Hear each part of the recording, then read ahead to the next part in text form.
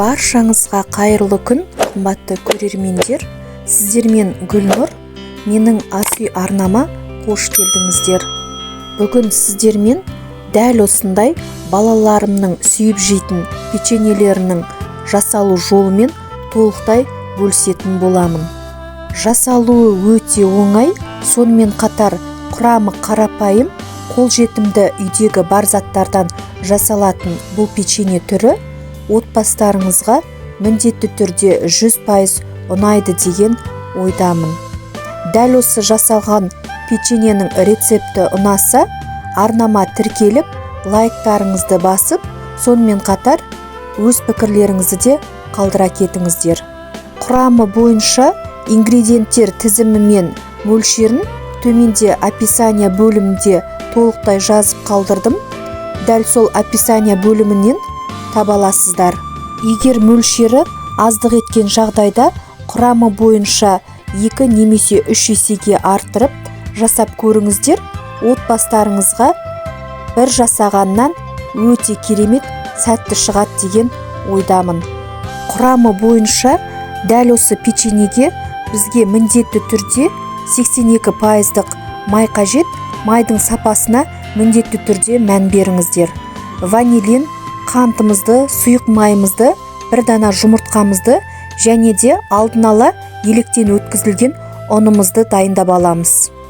Құрғақ ыдысымызға алдын ала дайындап алған 82% майымызды және де сұйық майымызды, сонымен қатар бір дана жұмыртқамызды салып, қасығымыздың көмегімен біркелкі масса болғанша осылай жақсылап араластырып аламыз.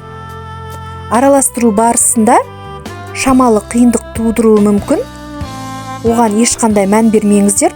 Осылай қасығымыздың көмегімен араластыра берсеңіздер, біздің массамыз бірігеді.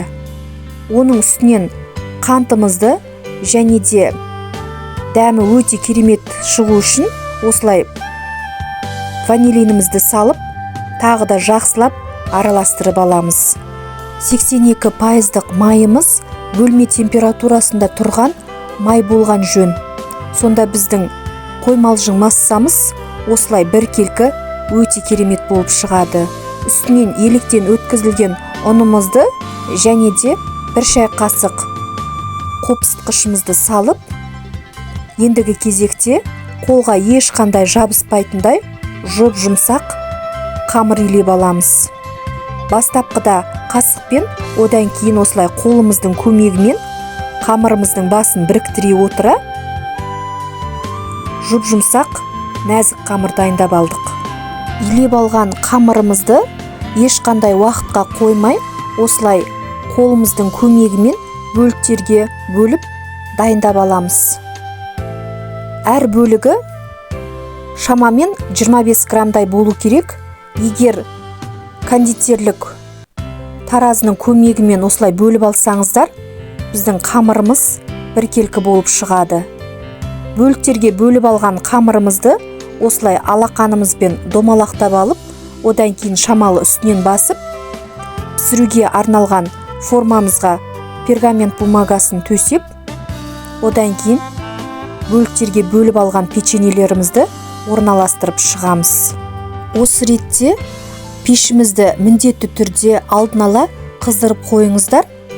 Яғни 160 градуста қызып тұрған пешімізге 20 немесе 25 минут аралығында осылай беті сарғайғанша пісіріп аламыз. Печеньемізді безендіру үшін бізге осындай шоколад және де кокос ұнтағы қажет. Шоколадымызды қысқа толқынды пеште осылай қоймалжың масса болғанша ерітіп аламыз және де суыған печеньеміздің осылай беткі бөлігін батырып, одан кейін кокос ұнтағына аунатып аламыз.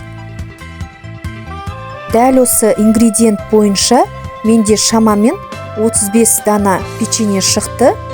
Осылай печеньемізді шоколадымызға аунатып, одан кейін осылай кокос ұнтағына батырып аламыз.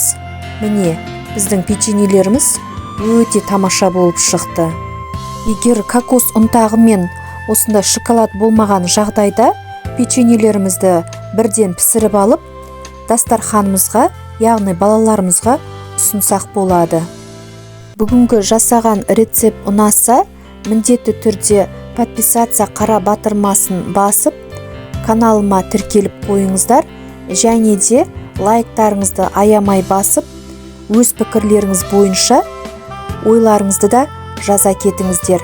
Әрбір жазылған пікірге мен міндетті түрде кері байланыс жасайтын боламын. Мінекей, көріп тұрғандарыңыздай, біздің аздаған уақытта жарты сағатта дайын болған, дәл осындай кереметтей болып шыққан печеньелеріміз дайын. Дүкеннің печеньелерінен ешқандай кем емес деп ойлаймын. Рецепт ұнаса, міндетті түрде сіздерде отбасыларыңызға, балаларыңызға жасап беріп қуантыңыздар, және де дәл осы печеньенің жасалу жолымен жақындарыңызбен де бөлісе отыруды ұмытпаңыздар. Назарларыңызға үлкен рахмет. Сіздермен болған Гүлнұр. Келесі видеода жолыққанша аман сау болыңыздар. Видеоны соңына дейін қарап, менімен бірге болып, менің еңбегімді қолдағандарыңызға үлкен рахмет.